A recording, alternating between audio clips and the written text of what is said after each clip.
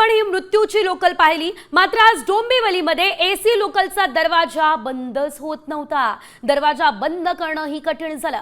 प्रवाशांच्या गर्दीमुळे 10 मिनिट, तब्बल 10 मिनिट दरवाजा उघडाच राहिला। 8 वाजून 59 मिनिटांनी निघणाऱ्या या लोकलमधली घटना आहे। सर्व लोकल बंद दरवाजांच्या करण्याची कालच घोषणा केली, मात्र आरपीएफ पोलिसांनी प्रवाशांना हटवल्यानंतर हा दरवाजा बंद झालाय।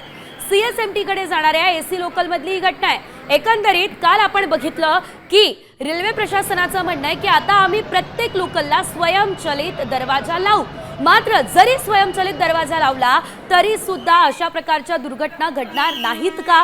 कारण आता बघा, एसी लोकलला स्वयंचलित दरवाजा आहे, मात्र तो दरवाजा बंदही होत नाहीये, अशी परिस्थिती बघायला मिळालेली आहे। अगदी 10 मिनिट लोकल एकाच जागेवरती होती, कारण हा दरवाजा बंद होत नव्हता आणि त्यामुळे लोकल पुढे धावू शकत नव्हती।